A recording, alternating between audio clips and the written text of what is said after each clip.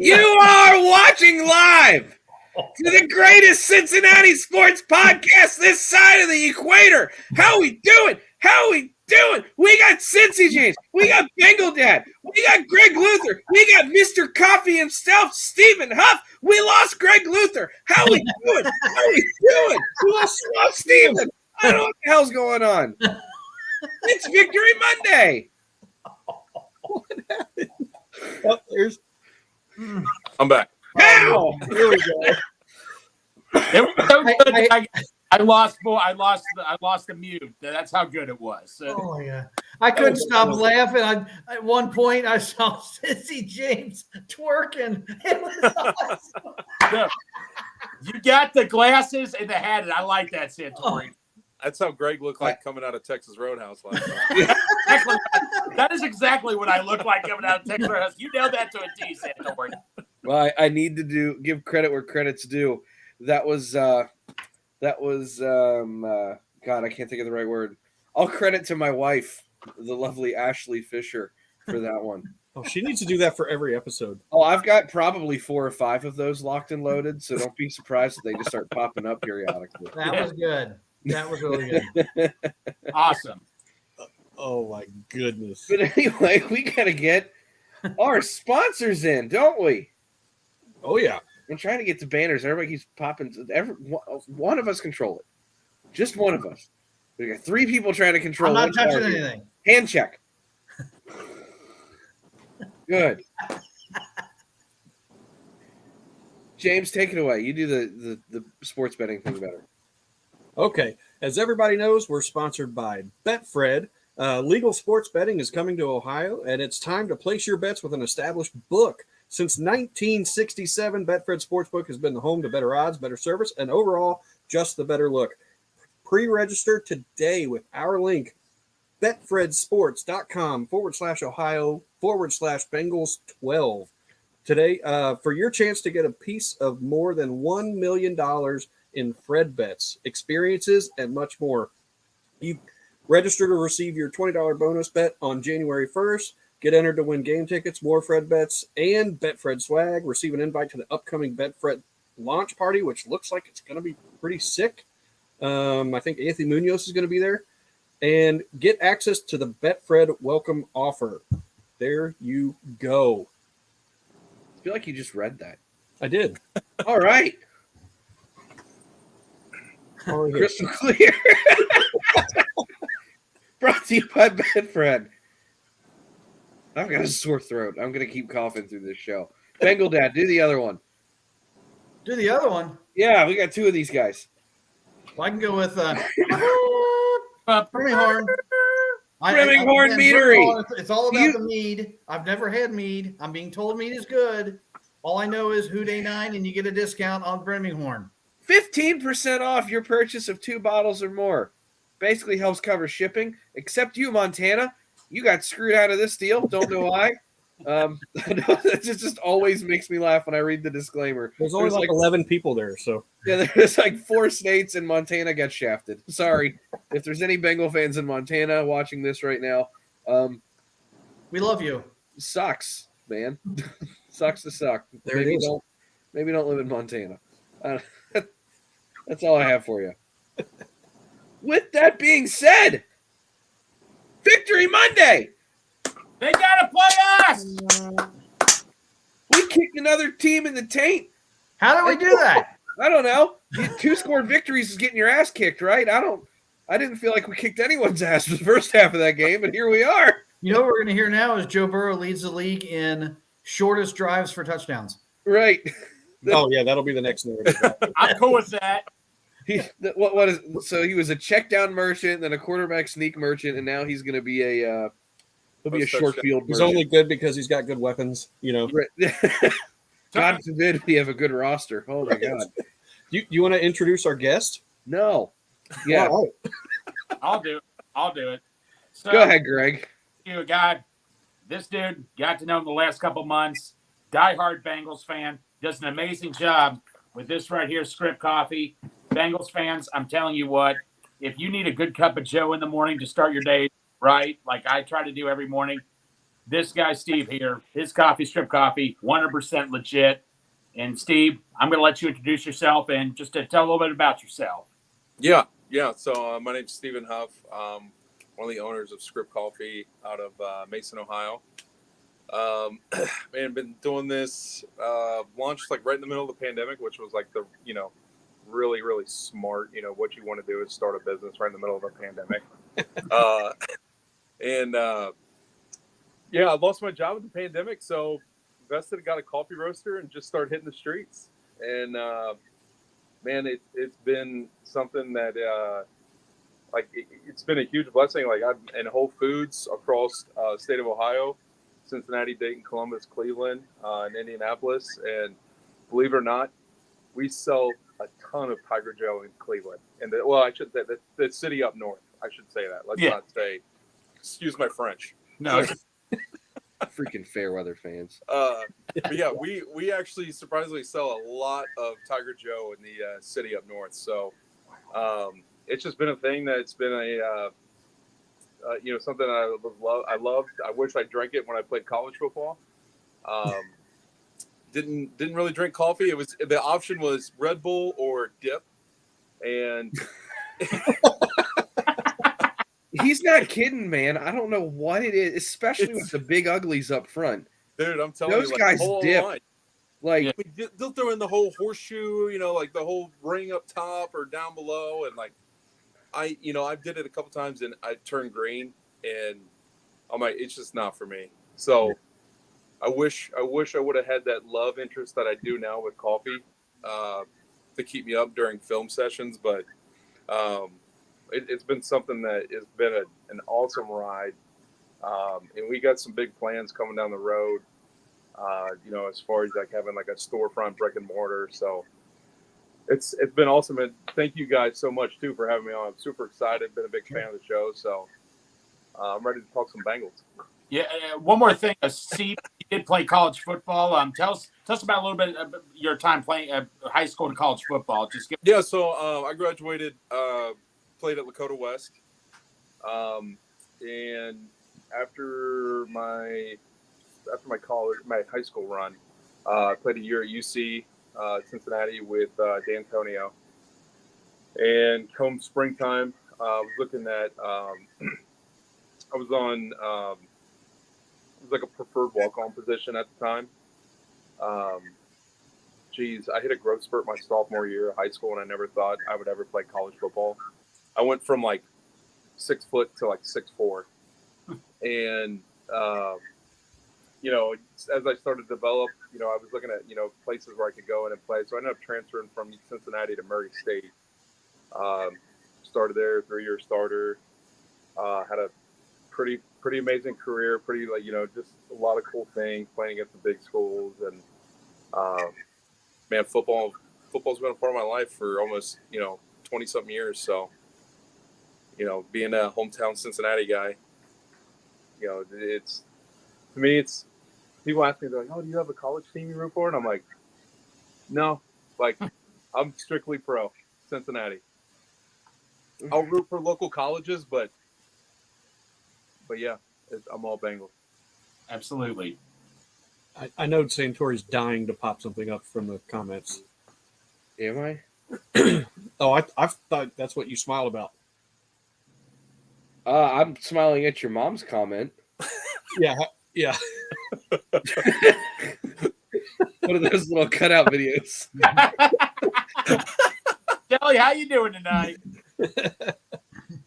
This is the one I was talking about. Crypt Keeper, one of our. I know. I didn't. I'm just getting tired of the diehard jokes. It's run scores, man. Steve, will this coffee make me a diehard John McClane at my Christmas party this year? It never ends. Steve knows it. It just never ends. So I do have a question about the coffee. Obviously Tiger Joe is that's the most known one, I would say. Yeah. So where did you come up with the name Tiger Joe? it's a really good question. Joe Exotic. Yeah. Joe Exotic. This is going into the draft. We're discussing what what to name this coffee. And like the whole theme and brand behind our coffees are each name or title of a coffee, there's a story behind it. So there's some kind of story that, you know, as we grow, we like to start marketing that more and sharing our side of the story, how we do things. And all three of us are sitting there, and we're like, you know, we're Bengals fans, and I'm like, man, I'm a big football guy. I would love a way to kind of tell my side of the story, like, you know, about some of my hobbies or some of my passions and a brand. And we order this coffee, we sample it from Sumatra, and we're like, oh, this is, you know, let's bring it in. Let's order a big sack. And that sucker hits the doorstep, and it's got a freaking Bengal tiger on the bag. And I'm like, that's it. Like, I'm a Bengals fan. That is a beautiful image of a tiger. I was like, there's a good chance that the stars are aligning. So what's another name for coffee? Cup of Joe. We're like, we got a tiger on the bag. The Bengals are lined up to draft Joe Burrow. And by God, Netflix beat us to it. And they aired Tiger King the week after we released the coffee. And I got so many questions, and people are like, did you guys really release a coffee for Tiger King on Netflix? And I'm like, at first I was like, I don't know. I'm getting tired of, to the point where the success with Tiger King took off. Like, it was just a national train wreck to watch on TV. And people are just coming up to us and they're like, is this because Joe Burrow got drafted by the Bengals or Tiger King? And my answer to this day is yes. Yeah. However you want it. Yeah, exactly. But yeah, that's how the original name was all geared around, you know, us being Bengals fans, and the bag came in, hit the floor, and had a big old Bengal tiger on it. And we were like, another name for coffee's Joe, Tiger Joe it is.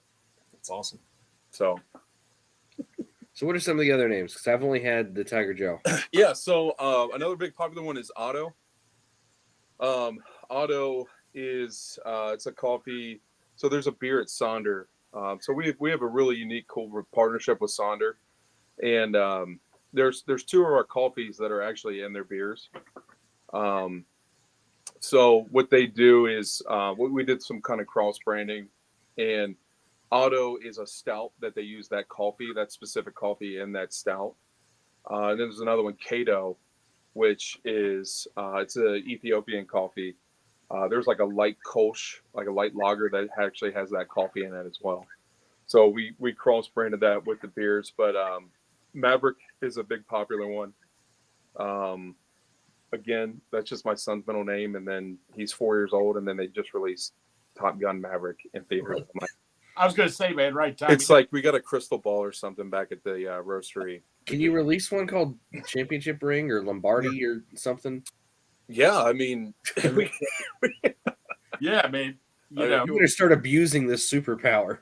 Yeah, I mean, we have fun with it. I mean, like, there's another one called Fresh Kicks. That's kind of like my sneaker obsession. Love sneakers.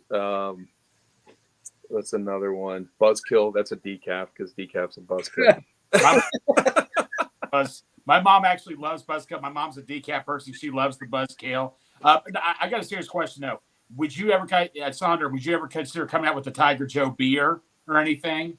I mean, that would be up to the Sonder folks. But I mean, you know, based on some of the success with other coffee beers, I mean, I think you know, a nice brown ale with coffee in it sounds pretty yeah. Greg, which one was it that you took to Bengal Dads that I had? That was Tiger Joe. Oh no! Oh, the beer. That was the Cato beer. That was really I've had both Cato and I had the Otto. I'm not even a stout guy, and the Otto was good, but the Cato was my personal favorite. The blonde ale Cato. If you ever go to Sonder, I totally recommend the Cato. That's the one I personally. I like Dynasty. That's a good one. Yeah, nice. I like that one.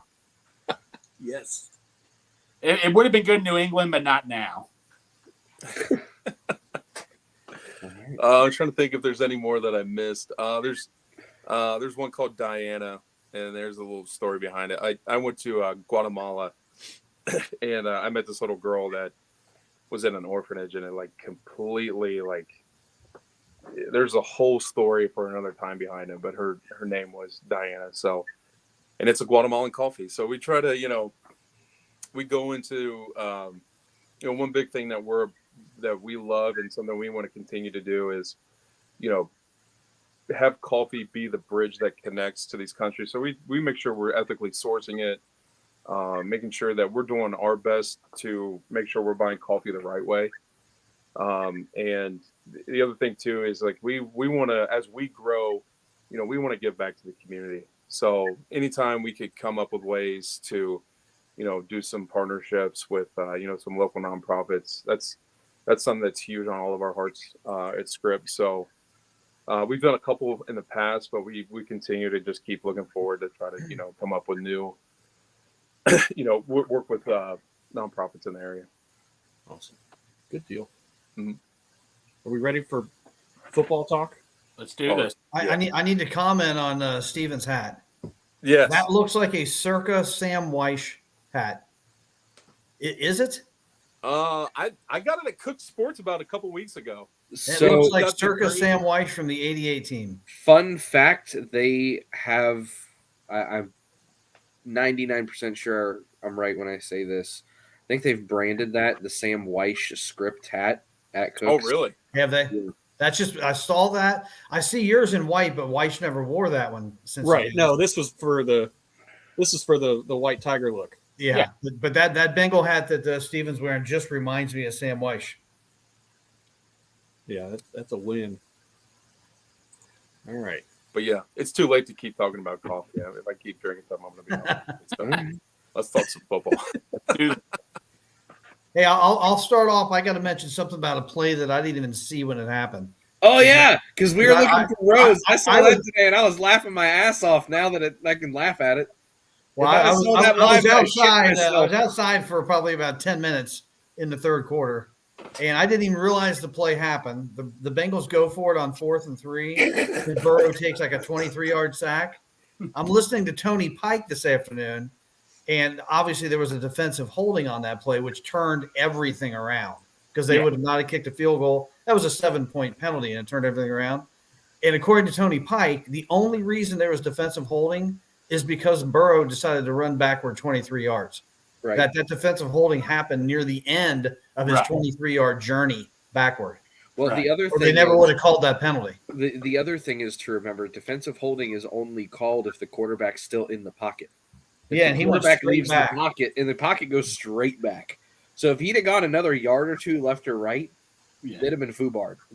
He was doing a That'd have been Patrick it. Mahomes from the AFC Championship, Yeah. just spinning and going straight back. No, I saw that today on Twitter, and I was like, "Whoa, I missed that one, man! Yeah. I'd have been losing my shit." Yeah. Bengal Dad, speaking Thank of, God my dog ran away in the middle of the third quarter. but Ooh. no, speaking of Tony Pike, did you hear a guy named Greg from Madeira call in today? Uh-oh. No, I did not. Did not hear it. Oh, dang you, Bengal Dad. But no, I called in, and, I asked Tony Pike, because remember how Tony Romo was complaining? It should have been a false start on Burrow for moving his foot when they went offside. Oh, yeah. And Tony Pike's like, no, he was motioning. That is perfectly legal. He said Tony Romo ought to know better than that. He said what Burrow did was perfectly fine, wasn't it? It was a different kind. Usually your motion is almost the foot or the heel coming up and down or going up. And you like kick. It And was like you kicked Santori, your you foot can correct me back. on that. But I think it's more of a chop up and down. He took a step. He moved his toes all the way back to where his right heel was. To me, he was motioning a step. And he got away with it. I think he did it on purpose, trying to get the call. The world may never know. Because if they It's a gray area, 5-yard for penalty, sure. they just kick the field goal anyway or whatever. But I mean, it's so hard to call on a quarterback because even when they're doing a hard count, you'll see them go like they're trying to snap, So you have that. I mean, quarterbacks are allowed to have free roam. They're allowed to stand up, run around, whatever. I mean, Steven, you know this better than anybody. The rule is as long as your hand doesn't touch the ground, you can get up and move. Mm-hmm. I mean, even with offensive linemen, as long as you don't go in a 3-point. If you're in a 2-point, you can stand up, wiggle, whatever. Mm-hmm.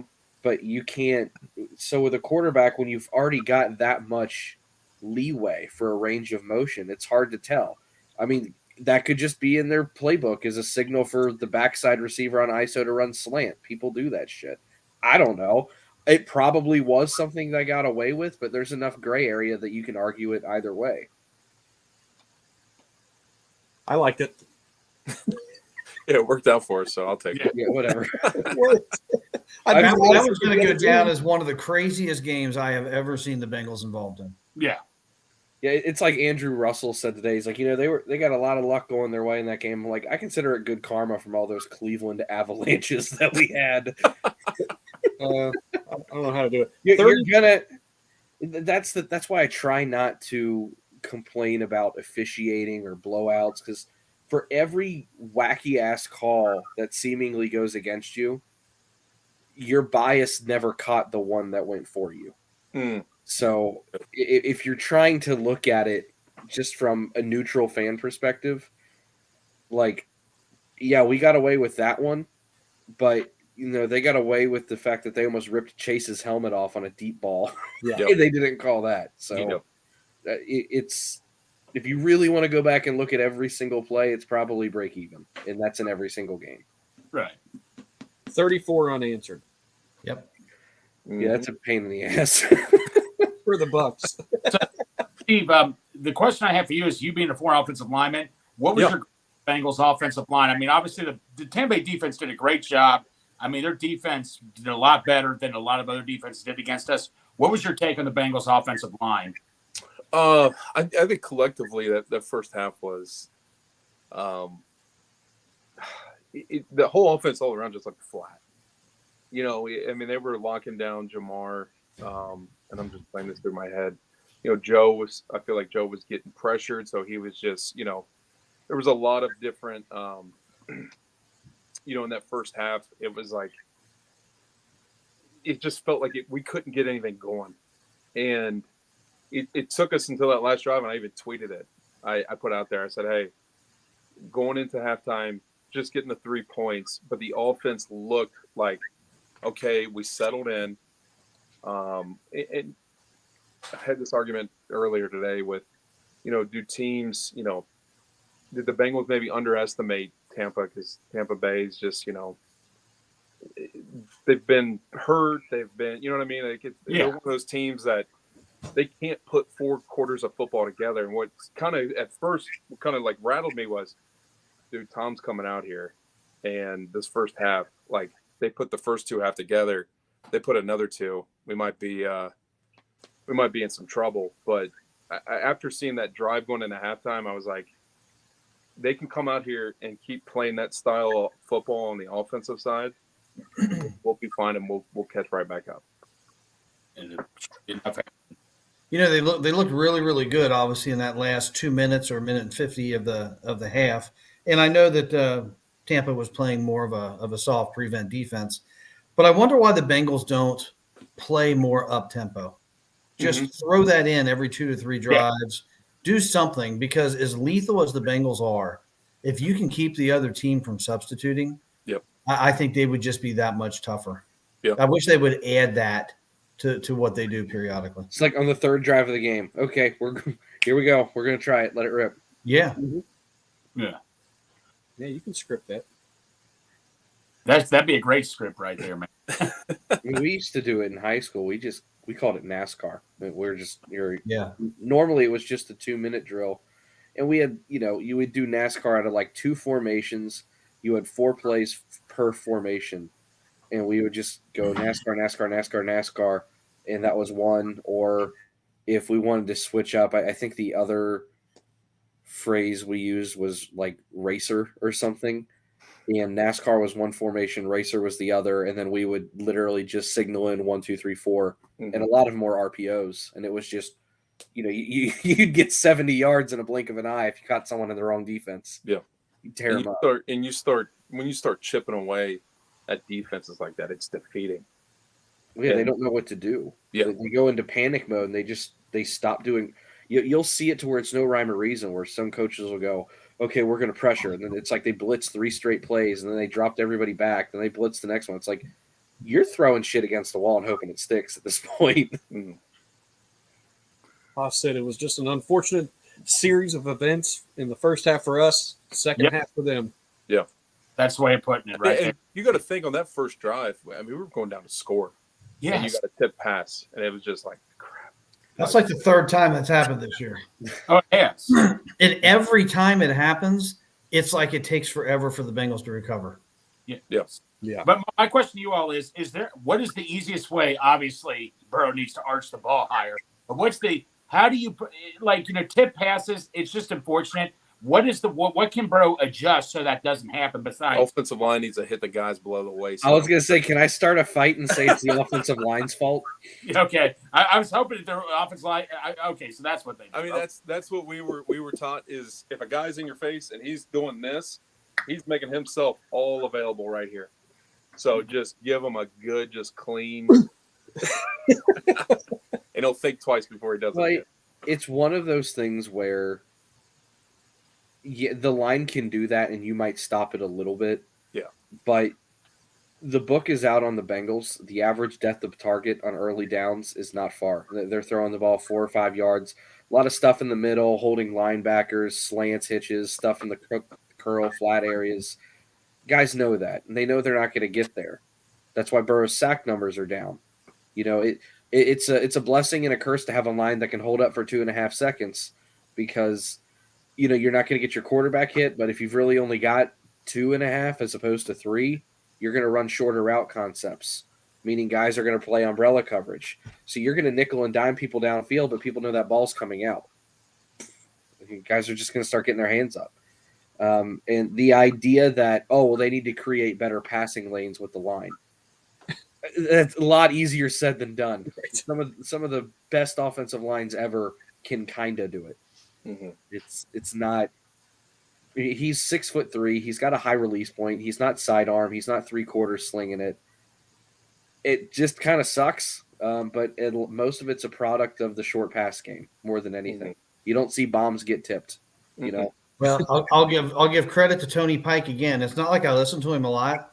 I have about a 30-minute drive home, and periodically he's on there. And that very question was asked of him by Mo Ager, and he said the Bengals need to go deep a couple times early in the game. Yeah, he said because the defensive line is not really rushing him. They are taking like a step, and that's it. And they're creating a gap because they're playing that to jump and knock it down. But if he takes a couple deep shots early, they're going to realize they're going to have to respect him more. And they're not going to be able to carry the pass rush, waiting to jump up for a ball if he's throwing deep passes. Yeah, right.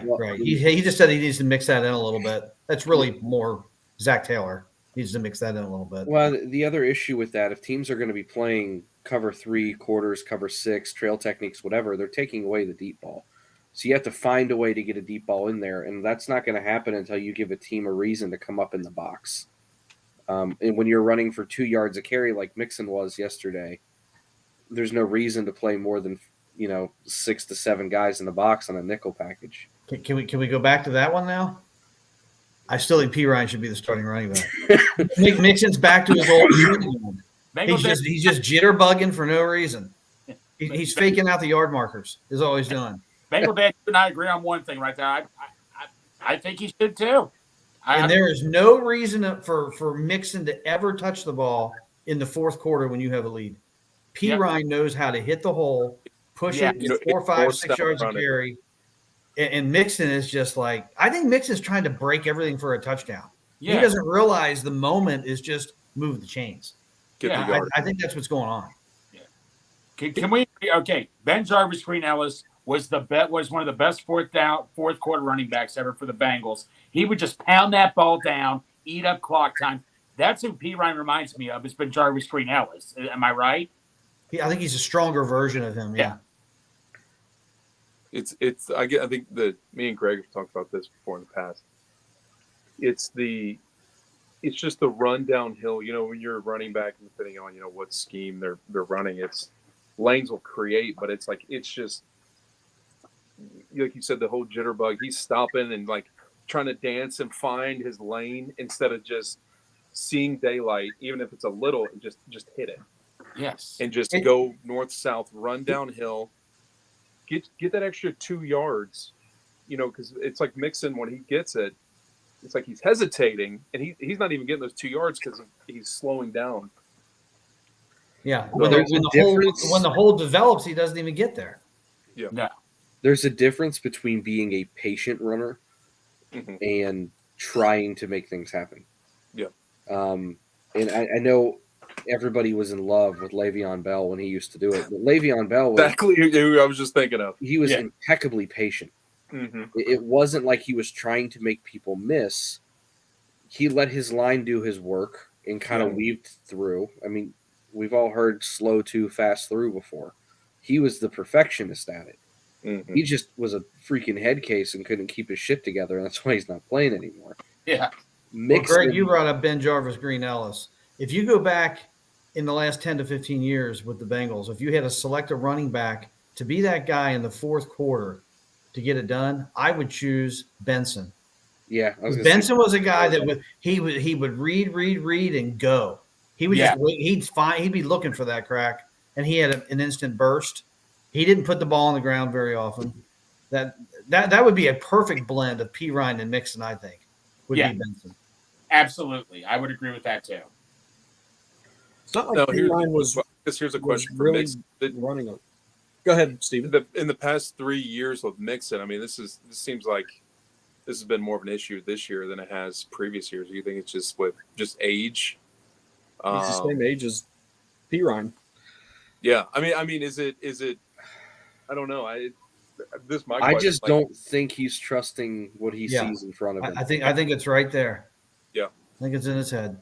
I mean, you've got two running backs who are the same age, who went to the same college system, who've been in the same professional system for almost the same amount of time, with the same line, going through the same changes, the same coaches, the same scheme, everything. They're different types of backs, but one guy's finding the hole and the other guy's not. And Travion finds the hole and he's in, and the other guy's not.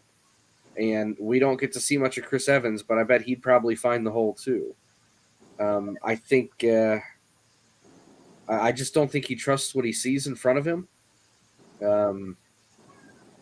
Yeah, if I can add to it, I don't think it's that he doesn't trust his line. I don't think he trusts what he sees because he does the same thing on swing passes when there's not a blocker in front of him. He's one-on-one with somebody. Yeah, he's got to take 6 or 7 chippy chop steps before he decides what he's going to do. And my son and I are just yelling at the TV, just run forward. This standing in one place doing this is getting you nowhere. Yeah. He's a big dude. He's going up against someone 10 times smaller than him. Just run over the guy. I mean, that's what P. Ryan was doing the past couple of weeks when he was out. Yes, let's run over the guy, man. Let's just put it out there. The whole team didn't run good yesterday. No. We got lit up in the run game. Let's just put – I mean – which is really surprising because they didn't have Vita Vea yesterday. Right. There's nothing else to say except the whole team sucked yesterday at running the ball. Kind of the whole team sucked yesterday for the first half. Yeah, P. Ryan was barely over 3 yards a carry. It's not like he was killing it. So it's if he was at 4.5 yards a carry yesterday, okay, maybe we'll be talking. But nobody ran good yesterday. No, I'd like to see what the splits were first half to second half. P. Ryan against Mixon, because it seemed like in the second half when P. Ryan touched the ball, it was far more effective. He only had 7 carries. So I wonder how many he had in the second half. It wouldn't surprise me if you said he had 4 carries for 27 yards in the second half. It just seemed like he was getting 6 to 9 yards. There's 6 to 9. He was getting 6 to 9 yards every carry in the second half. It seemed like it to me. He had 24 yards total. I don't know how true it is, but I saw something beforehand. I think his over-under was like 13 yards, I think. Yeah, 14 and a half. 14 and a half. Oh, I would have hammered that. Oh, man. That over. Easily. $500. Boom. Yeah. Thanks. Well, no, Steve, if you watch Bengals and Brews, since it's not legal to gamble, we do like a shot thing. So if he doesn't get 13 yards, you have to take a shot and all that. Yeah. For the Titans game, it was like if we were about to kick a field goal to win the field goal and all that. And I'm like, sweet, I'm going to go for 21, but then like a penalty happened. And then we down the ball. I'm like, well, that's a shot. I'm willing to take it, all that, because we don't need to kick the field goal or anything. So, yeah, that's how it goes. So, I'm dying. so should we go to game balls right now? Well, we got to do Cincy James stat of the Okay. day, Thanks, of the Stat. game. I don't even. We're. This is. I'm so tired. It's all good. I've got a graphic that I made. It's a little busy just because there's a lot that I wanted to put on here. So I'm going to put it on saying here. You messed up then? Do what? Are you saying you messed up then? No, I'm just saying it's busy. There's So you made it busy. a lot of info. You're apologizing for your graphic that you made. So let's take the ticker off real quick. Okay, so Burrow, he didn't have a monster game. Get out of here. He didn't have a monster game, but we also didn't have a whole lot of long fields to go. We were getting short fields a lot because of our defense. So he had 200 yards, 4 touchdowns, 1 INT. We've talked about it. Boyd, Higgins, Chase. That's the first game that they've all three had a touchdown. I thought that was pretty interesting. And then you throw Wilcox in there for the 4th touchdown, his first of his career, and we're still looking for the ball. Logan Wilson in the last 2 games has had 32 tackles. He had 15 tackles yesterday, and he got our lone sack. He is just playing lights out right now. Along with his linebacker mate, Jermaine Pratt. He got an interception. Flowers got an interception. It's like, you get an interception. You get an interception. Osai had a recovery. Reeder had a recovery. This was what I would like to say the epitome of a team win. Yes. Everybody contributed. Yeah. It was, except the running game, I guess. I was going to say, except the running game that you just bashed. Yeah. Bates should have had an interception. But let's put it this way. Offense contributed, defense contributed, special teams contributed a little bit. Absolutely. All right. Bates had There an we go. interception to smack him in the face mask. Yeah. That one there. Yeah, that's one thing I want to talk about is those turnovers. I'm seeing a lot of Tampa Bay fans, and I know they're just licking their wounds right now, complaining that they just gave the game away. There are 4 turnovers and then a turnover on downs, which doesn't really count, right? That's not technically a turnover. Which is weird because it's in the name. Right. So we'll exclude the turnover on downs, which was what I still feel is an ill-advised fake punt attempt. I don't know why you're doing that up 17 in that scenario, but hey, whatever. Especially that deep in your own territory. The Brady pick by Trey Flowers was a fantastic play by Flowers, and Brady was trying to put the ball in the spot where only his guy could get it. Yep. That was not anybody giving the ball away. That was not choking. That was a great play on defense. Yep. The play where Brady got stripped in the pocket, that's, I believe, Reeder punching the ball out. Yep. That's a great play by defense. The other pick by Brady where Osai looped under on a stunt and hit Brady in the arm as he's throwing. Yeah. That's called pressuring a quarterback and forcing a turnover, not to mention a diving fingertip grab on the back end by Jermaine Pratt. That's not giving the ball away. Now, the fake punt, maybe that's giving the ball away because it's a miscue. It's a missed assignment. Shooting yourself in the foot. The other turnover by Brady where he just lost grip of the ball on a handoff, yeah, there wasn't anything the Bengals did there. Yeah. But 3 of the 5 were truly takeaways by the defense. The Bengals stole 3 possessions in that game and won by 2. So don't give me this shit that Tampa gave it away. They stepped up and ripped the ball away when they needed to. Preach. Yep. Everybody shoots themselves in the foot. My God, I watched the Bengals shoot themselves in the foot every damn day for like 10 years. I mean, 10 years. Yeah. The 90s. Every day. That's the name of the game is turnovers. And I mean, it's not like Tampa didn't get any. I mean, they had one of the had an interception first drive. At this point, you have the routine Burrow batted pass for a pick, which drives me up a fucking wall, but it is what it is. But you have the opportunity to strip the ball away too. Right. I mean, here's the other thing. Burrow got hit by a free blitzer and fumbled the ball, and it was rolling around. Burrow was able to wrestle it back. You missed an opportunity there. They also missed a pick in the 3rd quarter when Burrow threw an ill-advised pass to a double-covered T. Higgins. Yeah.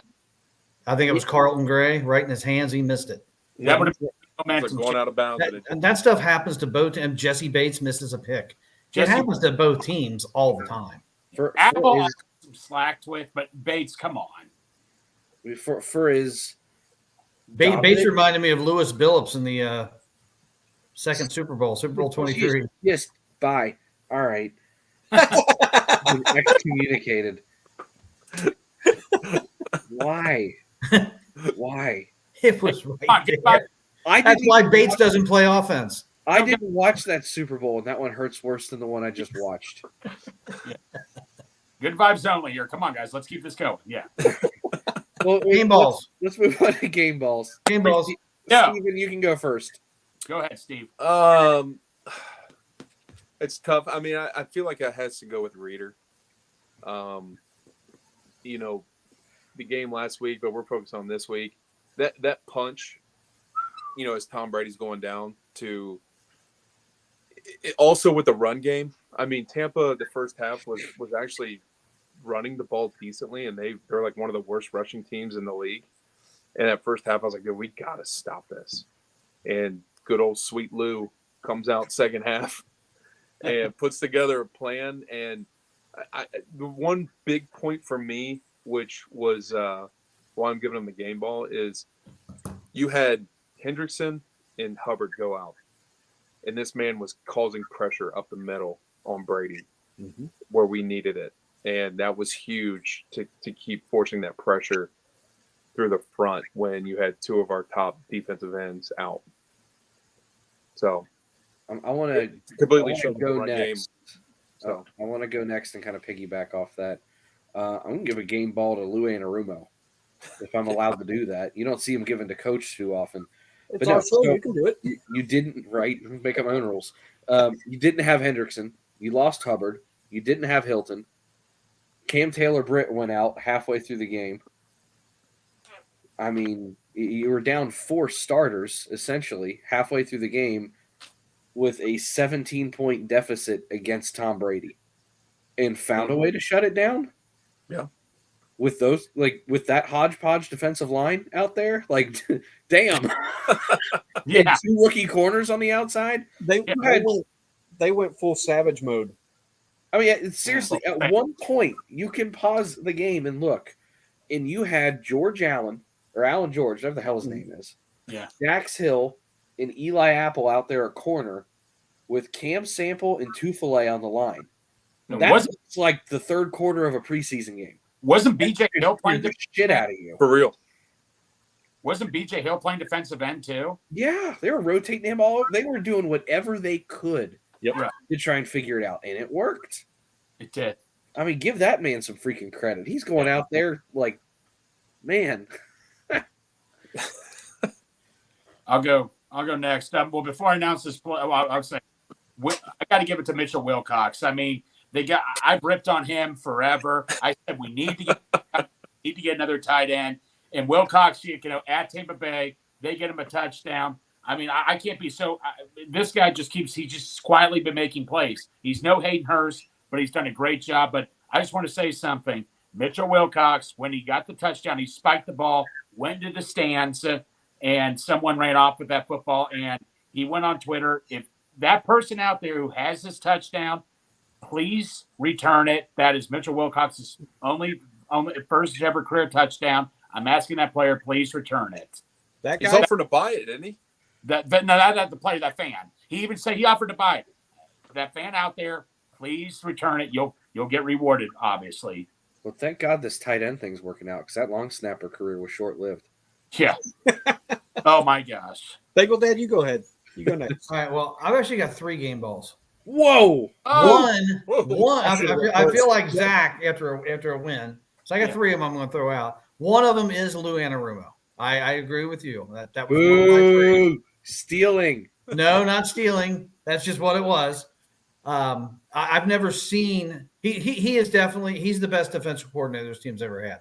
Yes. Considering that they've had Dick LeBeau and they've had Mike Zimmer. Yes. I think Lou Anarumo makes something out of very little, like I've never seen before, and he can morph into whatever he needs to morph into to get the other team to slow it down. And he does it every damn game. If you look at the last 4 games, Derrick Henry shut down for somewhere around 35 yards. Mhm. Mahomes shut down to like 230 something passing yards. Chubb held him into the 30-yard range. He made Tom Brady look ridiculous in the second half of that game. He was confused. He was rushed. He was baffled. And if you saw that press conference, I thought Brady was ready to announce his retirement again. He didn't know what hit him. So Lou Anarumo gets one. A second one goes to Tyler Boyd. For a week away from having a bone or whatever was going on with that finger, he has 5 targets, he has 5 catches, and he caught the biggest touchdown pass of the game. Yes. That was a really, really nice catch he made, diving and sliding out of bounds to get us the lead. Yes. So he gets one. And I'm going to give somebody love that never gets love for play calling. Zach Taylor. That play call where Burrow hid the ball on his hip and then they wound up throwing it to Wilcox, that looks Sam Weiss-like. That was a sleight of hand move, and I hadn't seen Burrow try that one yet. Work like a charm, and they did it down there in the red zone to score a touchdown. Everybody says the Bengals don't have any kind of plays that they call in the red zone.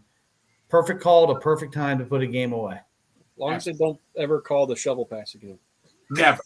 Oh wow, that was more on Burrow. Burrow should have never thrown that. I was gonna say, I think it's short yardage situations. Yeah, short yard. If I have one gripe with Zach, it's not necessarily getting creative in short yardage because he does that. It's what he does. I just some of it's. I think he gets too cute sometimes in short yardage. Beyond that, I'm good to go. Yeah. James, James, you got a ball. You got balls. I talked about him.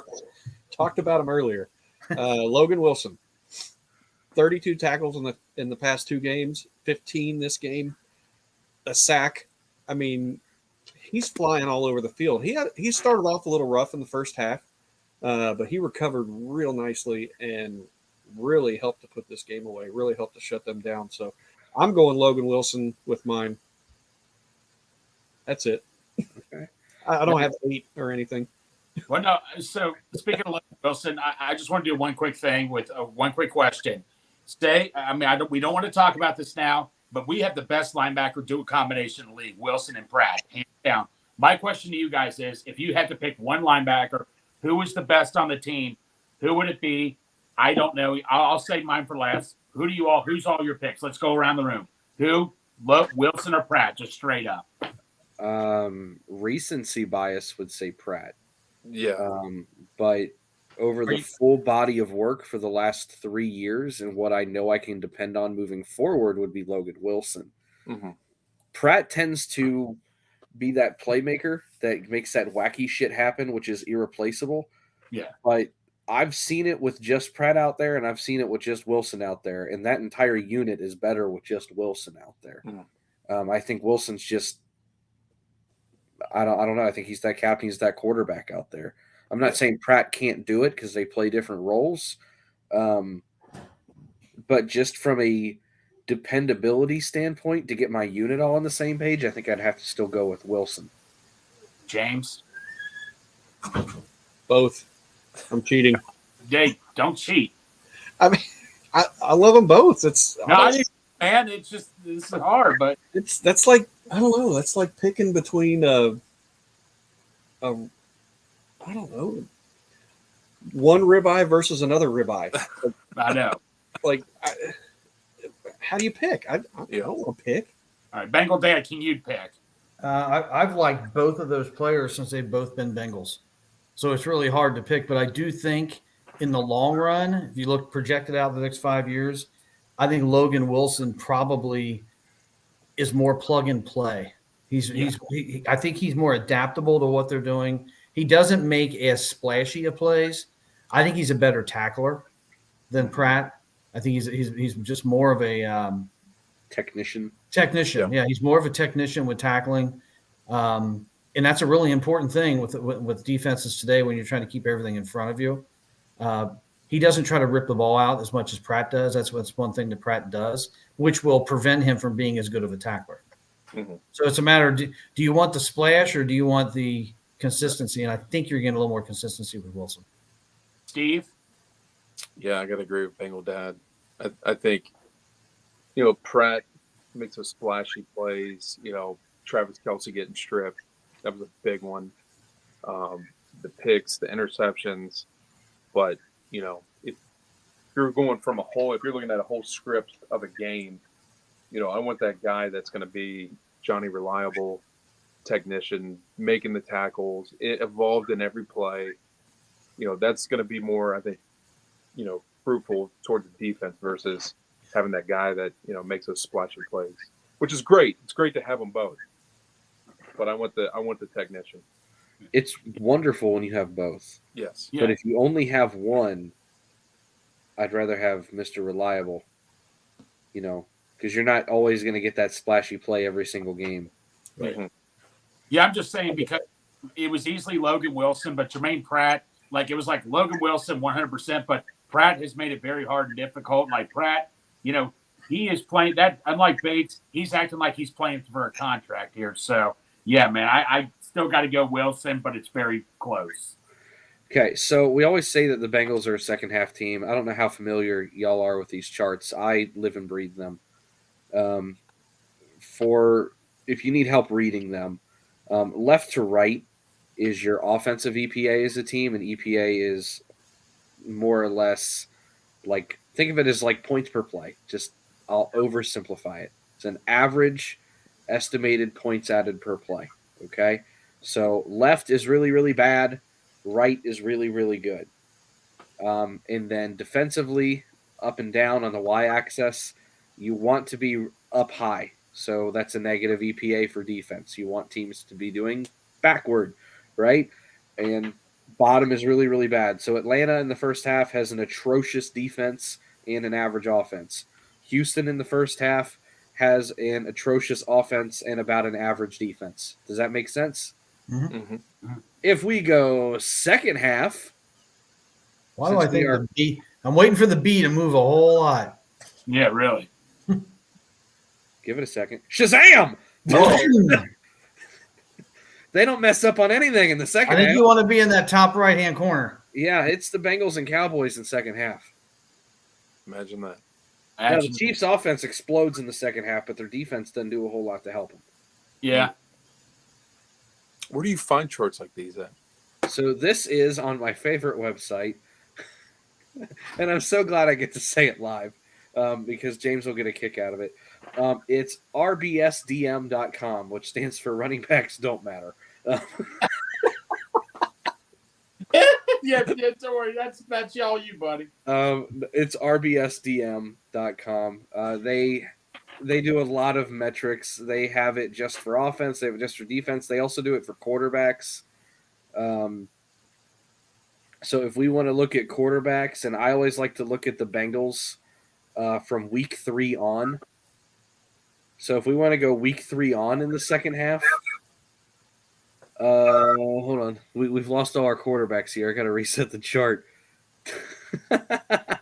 Oh, that's why. So not everybody's had that many plays. Here we go. Hold on. Technical difficulties.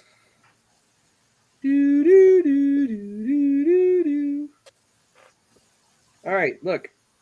You want to be up and to the right. So on the x-axis going across left to right is completion percentage above expected, or CPOE. That's how many more percentage points you're completing over an average expectation. So Burrow up here, he's more than 5% of what you're actually expecting him to complete, which is right between Mahomes and Prescott. Hey, do me a favor. Flip it to overtime. Overtime? Overtime only. I want to see where Prescott goes.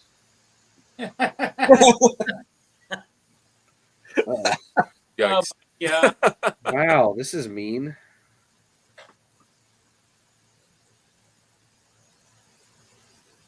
Overtime only. We're getting there. Hold on. Whee! There he is. Hey. It's rough. Our man's not even on there. Have we not had an overtime game? Not since week 3. Oh, okay. But point being, if we want to go back to the second half of games, Better hit 100 again. yeah, Minimum play. well, you'll get a couple more quarterbacks. That's okay. Couple? Well, Burrow's the big big dot right here. He's still way up there. And then this one is top to bottom EPA. So again, he's adding a lot of points and he's completing a lot of passes. So the defense doesn't give up shit in the second half, and our quarterback is flawless. Well, there's your reason why they are a second half team. Mm-hmm. Yeah. So it's not just this mantra that Bengal fans are putting out there. They're actually, mathematically speaking, very much a second half team. The first half is not great to look at. They're very all over the place. But my God, do they make some adjustments? Yeah. I think it's time for Lutherisms. Yes, sir! Get out here. Let's do this. Are you familiar with Lutheranism, Stephen? Oh yes. Yeah, he's Okay. Oh yeah. he I don't know if he's prepared for the player he's going to get. Oh. Steve, We weren't supposed to tell him. Now he's going to get the gears turning. All I right. didn't tell him. I did not tell him, but we'll get mine out of the way first. Let James or whoever's ready. I had no paper left, so I had to write back of this right here. So Santori, you're typing, so why don't you go ahead and say them, unless you want me to. You can say him. Okay. The first one, let me get to it, is Aaron Rodgers. Aaron Rodgers, here's the thing. He's like a perfect cookie you see out of the oven. It is like the most perfect thing in the world. But near the end of the game or in the playoffs, that thing crumbles like crazy. He breaks down near the end of the game all the time. Everybody's all over Aaron Rodgers. I am not. I just don't care for the guy that much. He can be this perfect cook. Yes, that's exactly it. He just gets cracked easily near the end of the game. That's when people try to bring up Rodgers versus Brady, that is stupid. He is a perfect cookie that goes crack. He's like a 1-month-old Christmas cookie. There you go. Mm, That's it. That's I'm great. specific. All right, the next one, Forrest Gregg. Well, God bless I don't know Forrest. much about him, but Bengal Dad, from what I was told about him, I asked my coworkers that worked like Greg. That's a guy you would not want to go to somebody's. That's like one of the principal's office when you got called to the office with him. Very hard nosed guy. I didn't know what type of meat they say. He's like, when you bite into a piece of meat, sometimes it's so strong you're gonna break. That's a guy I would not want to mess with. He's like a strong piece of meat that you do not want to go up against. So that you have to chew on, like a big pork chop or something. That's exactly it. An overcooked steak There you go. that you do not want to deal with. All right, next one, Cooper Kupp. Cooper Kupp is like a fresh cup of coffee. We'll say script coffee in this case. He's a fresh cup of coffee. He just strengthens you every single day. I mean, you think you're going out of bounds, but the coffee just keeps you going. It gets you. It starts out the day just awesome. Yeah. Well, you put it like that. Are Being you water. saying like a cup of Joe? Oh, Yeah. I know that's pretty pathetic, but yeah. I said it. Next is Marshall Faulk. So Marshall Faulk, if I could pick 3 running backs, I would pick Barry Sanders as my true running back, Jerome Bettis is my goal line guy, but I would have Marshall Faulk as the guy that can receive and run at the same time. And he is like what eggs are. You can scramble them, you can broil them, you can fry them. You can use eggs for all type of things, and that's what Marshall Faulk is. He can be used for any type of thing you ask him to do. That one said to That's funny. All right. I didn't even have a way to make that. Are funny. you That was ready? just already egg. Like Steve, are you ready for this? I'm going to try to live up to the Lutheranism. This is my favorite Bengals quarterback of all. Not the best, but this is one of my, besides Joe Burrow, this is one of maybe my favorite Bengals quarterback of all time. All right. Okay. Jeff Blake. Jeff Blake. Shaking Blake, buddy. Oh, man. You're going back on me. I was like a kid when he was playing. I'm like Steve because James thought I'm like I don't know. Steve's gonna have a hard time with this one. I mean, I don't know. I really don't know because I mean I don't remember. Like, you can phone a friend because Bengal Dad was very high on Jeff Blake. yeah, He's Bengal ready. Dad. Look at him. I'm phoning a friend on this one. Bengal Dad. What's your He's- food of choice for He's Jeff so Blake? ready. If I guess if you had a food or a dessert or something that just signified something you just wanted to see or have all the time, I would say Jeff Blake would be he's kind of like an Oreo Blizzard. All right. I mean, it's fantastic to taste. It's never bad. You just want to get more and more and more of it. I loved Jeff Blake. I still stand by the fact Jeff Blake is the reason that we have this stadium and this team is still in town. He came on at the right time. He was the sizzle that this team needed and that the fans needed for an impetus to vote for that tax. He was the only him and Pickens were really the only reason to even watch the Bengals back then. And Jeff Blake came out of nowhere, and I mean nowhere. I was at the Bengal-Cleveland game in Cleveland when I'm trying to remember who our starting quarterback. What's happening in the chat? Damn. Oh my. Yeah, I don't know. Get that off of there. Woo! Yeah, I blocked them. I can't remember who our quarterback was back in '96. I'm thinking it was like Neil O'Donnell or 1998, because that was the year I became a Bengals fan. The only year we had Neil O'Donnell.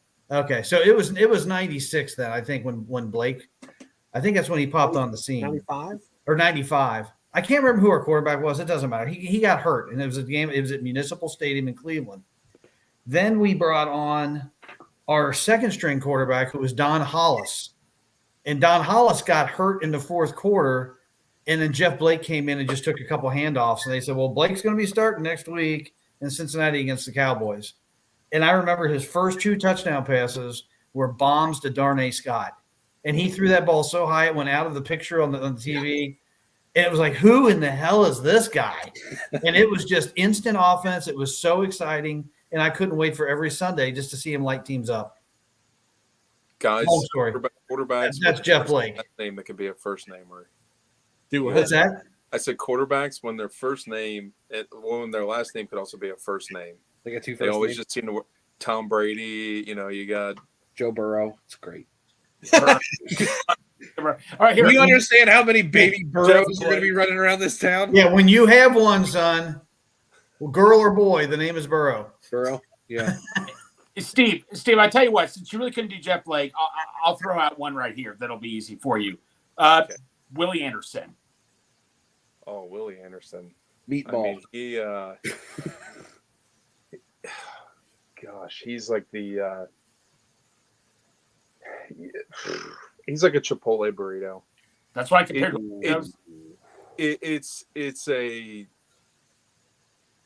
it's Old Faithful. You're gonna keep going back to it. I mean, I don't know if it's old reliable is what I'll say. Yeah, that's when you're on a day and you're like, man, I don't know what I want. You just want the thing that you know is going to deliver and hit. Yeah, Chipotle has been my go-to. It hits, let me tell you. Now you're going to start saying, I'm going to go get a Willie Anderson. I'm going to go. Oh. Yeah. You start seeing me driving around alleys saying I'm looking for Willie. There's a problem. Whoa. Steve, last week we had Nicole Zenberg on. I asked her what T. Higgins is. She says he's a hot dog. So for now on, when I say hot dog, I'm having a T right now. Like Lizzie. Yeah. Yeah. I was trying to think. I was trying to go with something like, like a seafood. I was thinking like, I'm a big seafood guy. So I'm like, but there's nothing really seafood that's like really hearty. Like a nice piece of fish. I don't know if anybody can compare to like a nice piece of fish. No, Right. Definitely not an offensive lineman. Let's say that. Yeah, let's put it that way. Yeah. What do you want to talk about the playoffs real quick? Let's do it. Yeah. Throw that up? Yeah. Hey, before we get into that, let me shift on to one other thing. We haven't talked about it yet. The passing of Tom Browning. Yeah.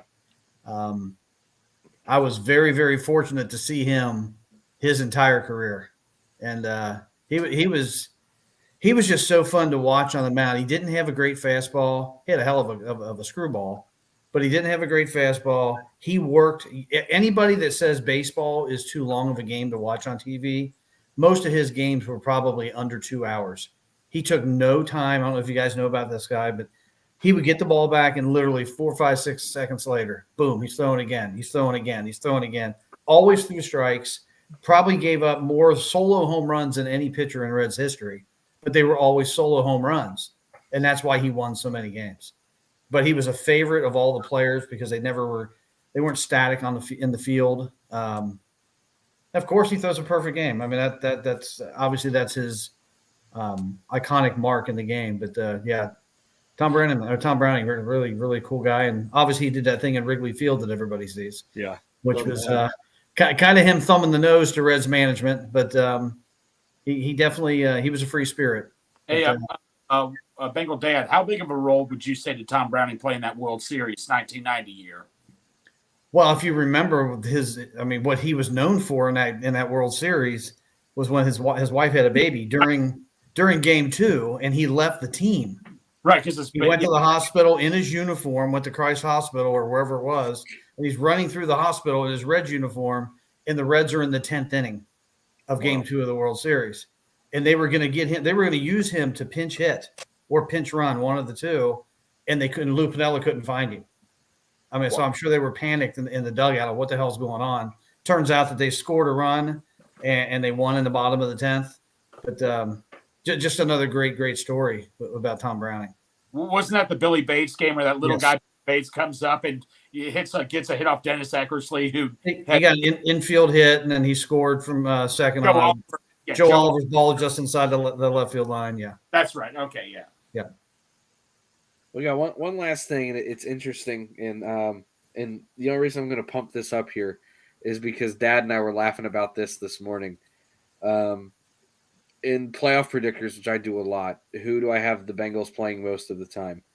Right now, it's the Chargers, which means I am not allowed to go to that game. No, you can't go. I have been to 4 Bengals and Chargers games in my life, and I am 0 for 4. Not good. I think you went to that playoff game. I was at the playoff game. I was at the game the week after Chris Henry passed away in San Diego. I was in the game that they blew the 42-point lead in the second half in 2006. And what was the other one I was at? Last year. Last year when we got throttled. when we were coming back and Mixon fumbled and they picked it up. It was last year where we got throttled. Yeah. So right now it's coming out as the Chargers a lot, which means I'm not allowed to go to that game. Well, I think I was at every one of those games you mentioned, but I did get one more big one that you didn't mention. I was at the Freezer Bowl. I wasn't. That one carries a lot of weight. I wasn't even a thought in anything at that point. So we came last year when we lost to them too. Yep. Yeah. Yeah, that's again. We fell behind by a lot, came back and almost tied it, and that's when Mixon fumbled. That's right. Yeah. I don't think he got touched. I think he just dropped the ball. Well, Bengals fans, let's put a sign out. Say no to Santori going to the game. I think it would be great if they played the Chargers because all the Bengals do is just check demons off their list. I'm also 0 for 3 in playoff games, so I should stop going to those.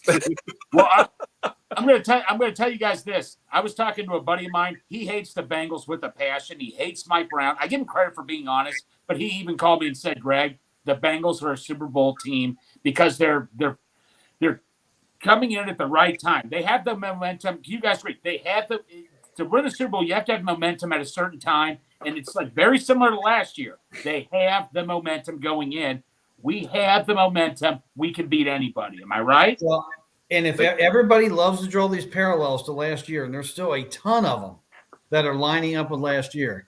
If this is last year, here's what happens.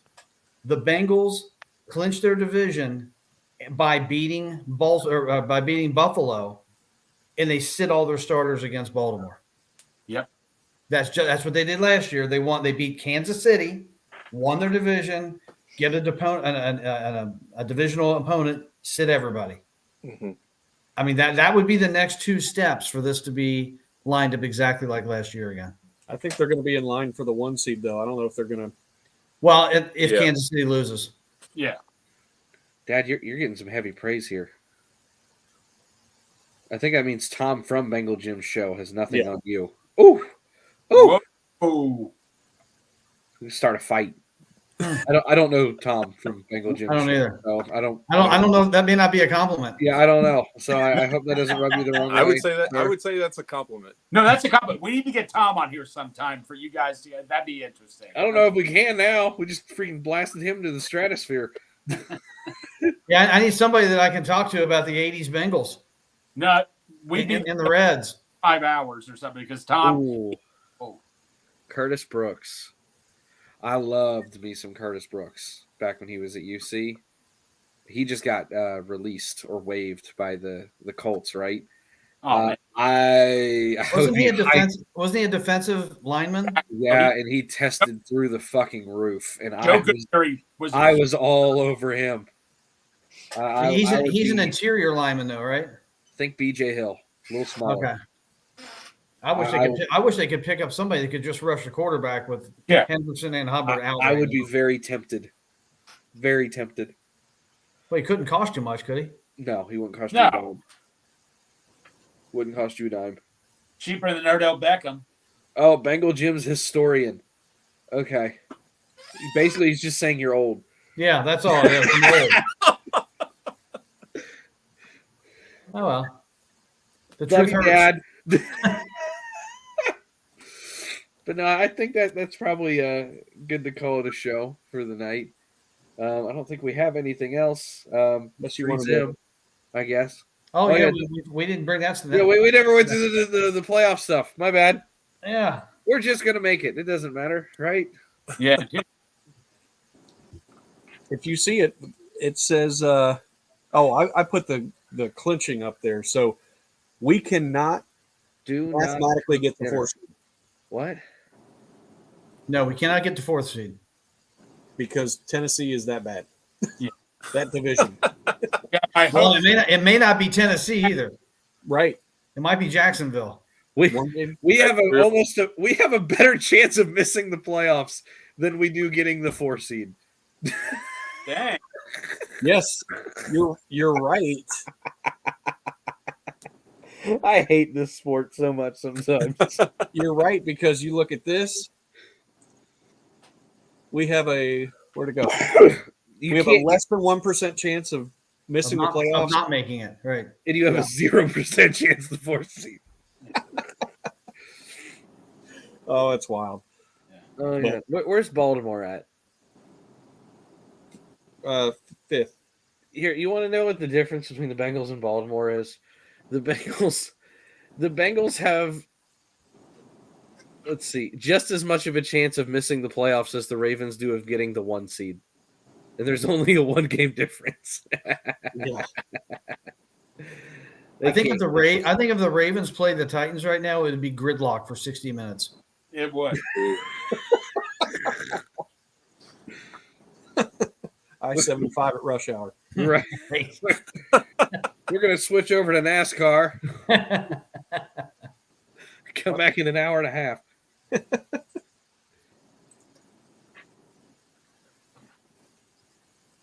Oh, Bengal dance songs. You don't sing songs anymore. I got no songs. No, I got nothing. We used to do songs at the end of every episode. It was a lot easier when we didn't do live video and we just sat in his office with our mic set because we could sit there and great. The podcasts were a lot longer. We'd talk for 3 or 4 hours and trim it down to 45 minutes. And we just had all these bloopers of us yelling and screaming, and half of it was just trying to get the mics right. But we would sing, and then I would take him singing, and I would go into Adobe. Oh God, was it? It's Adobe something, whichever one you use for Audition, and I would track where his vocals were, and I would start pumping in the actual song, and then start to layer them, and then finish it out. I did a pretty good job at it, honestly. I loved it. Well, Steve, is there anything you want to, Steve, whatever your name is there anything you want to pump for a minute? No, I just Script Coffee. The web address is down there on the ticker. You can find us at Whole Foods in Rookwood, Cincinnati, Kenwood, and Mason, and also both Jungle Gyms. So, get your tailgates, your, Sunday morning for the Bengals games or Victory Mondays when you wake up and you need a little pick-me-up in the morning after a long Sunday. Check us out. And we got some pretty cool things coming down the pipeline, some exciting projects, and who knows where we're going to end up taking this thing, but we're excited, and we're very, very thankful for having me on here on your guys' show. I really appreciate that. Really do. Steve, thank you for supporting us, man, and thank you for showing Santori, and I actually surround. Hope, like I say, I'm trying to get James in. Hopefully, when James is around, we can get him in. But Steve, just thank you so much, man, for really. Yeah. Yeah, let me tell you, I actually loved every second of Steve and I standing in the middle of the brewery pretending we were offensive and defensive linemen, screaming at each other about blocking scheme, and Ashley sitting there with an iced tea, just watching, like, we're sitting there like, no, you got to kick back, you got to kick forward. We're sitting there like, thought we were going to start doing like roundabout drills, trying to get those around the edge. No, because Steve, like sometimes when you talk about offensive line stuff, I would be like, I would literally be like, I really don't know what he's talking about. When I got to you and Santori knew like every single thing you were talking about, and I'm like, and that's the part of the game that I love, and I'll find myself sitting there on the couch, and if Joe starts to get pressure, I'll sit there and I'll rewind, and I'm watching every guy, their assignment, but then I'm looking at their technique, and I'm like, this is why you got beat. And I mean, that's something those guys do after every game. I mean, they will go through and just with a clicker and rewind. And I mean, you could take one play, they could spend almost 15 minutes going over breaking down technique. And I mean, I love and I miss that part of the game, as crazy as that sounds, like film sessions, because usually I'll get my butt ripped. So it's like, when I wasn't a guy getting ripped, and one of our buddies were, that was always the fun, where we're just sitting back, like your siblings just getting ripped on by your parents or something. But yeah, man, I love that part of the game, and that's just something that I've kind of taken a deep dive this year, really dissecting, especially with the offensive line, how they've progressed and evolved throughout the season. It's been fun to watch. Love it. Mm-hmm. Well, are you going to sing "Take Me Out to the Ball Game," Dad? All right. If I'm going to sing "Take Me Out to the Ball Game," I'm going to tell one more Tom Browning very quick story. Okay. For Jim's historian guy, he'll probably remember this. I believe it was in San Diego, but it could have been in San Francisco, and I know it was a Saturday afternoon game because I was watching it at the dealership instead of selling cars. Whoa! Tom Browning fouled a ball, either a bunt or a swinging bunt. It came right up and hit him right in the mouth. It's either the mouth or the eye. I think it was the mouth. And he started bleeding. He thought, okay, he's out. He sat in the left-handed, because he was a left-handed hitter. He sat in the left-handed batter's box, and they stitched him up right then and there during the game. He continued to bat the at-bat and continued to pitch after being stitched up by fouling a ball off of his face. Oh, my gosh. Tough son of a bitch. It's wild. All right. As Harry Carey would say, a 1, a 2, a 3. Take me out to the ball game. Take me out to the crowd. Buy me some peanuts and Cracker Jacks. I don't care if I ever get back for it's root for the Red Legs. If they don't win, it's a shame. For it's 1, 2, 3 strikes, you're out at the old ball game. Very